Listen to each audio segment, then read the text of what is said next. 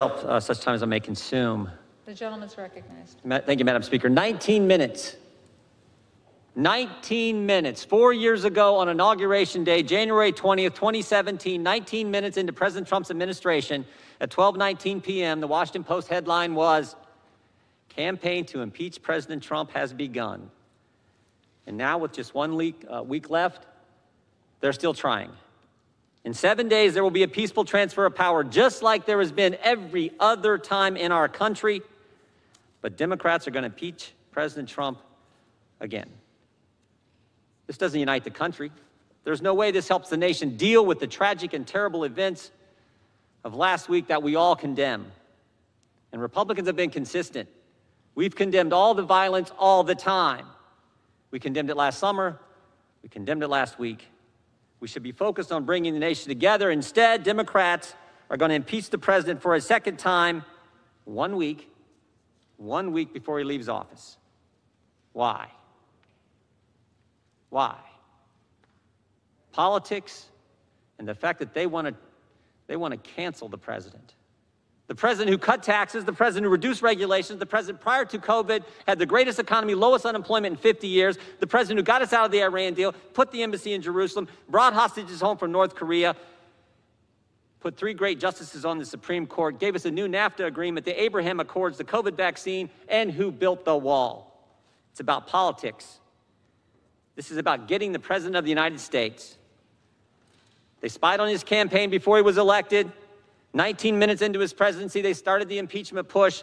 3-year Mueller investigation, 19 lawyers, 40 agents, 500 witnesses, 2,500 subpoenas, $40 million to find nothing.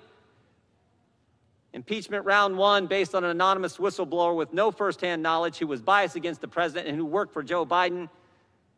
And now it's impeachment round 2. It's always been about getting the president no matter what.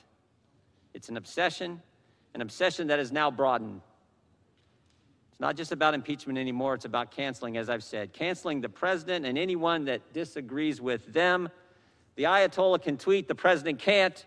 Democrats can object on January 6, 2017, but Republicans aren't allowed to object on January 6, 2021. Democrats say Antifa is a myth. Republicans condemn all violence all the time. The double standard has to stop. And frankly, the attack on the First Amendment has to stop. And stop and think about it. Do you have a functioning First Amendment when the cancel culture only allows one side to talk? When you can't even have a debate in this country, this great country, the greatest country ever? It needs to stop, because if it continues, it won't just be Republicans who get canceled. It won't just be the President of the United States. The cancel culture will come for us all.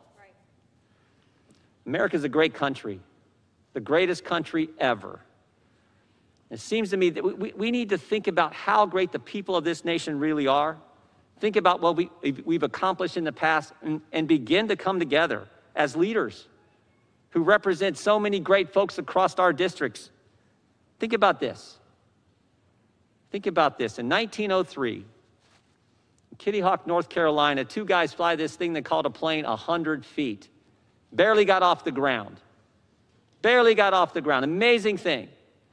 44 years later, Chuck Yeager breaks the sound barrier. In 44 years, we go from 2 guys flying a contraption they called a plane a few hundred feet to Chuck Yeager breaking the sound barrier. And 22 years after that, another American steps on the moon. Think about it. In one lifetime, in 66 years, 2 guys flying 100 feet to putting a man on the moon. That's what this country is capable of. That's what we can do. And we, as the Congress who represent the people who did that, should start leading. Should start understanding what really is going on here. So I hope we defeat this. I hope we can begin to come together and recognize the greatness of the American people and focus on the things they want us to focus on. I yield back our time. Gentleman reserves. The gentleman from New York is recognized. Madam Speaker,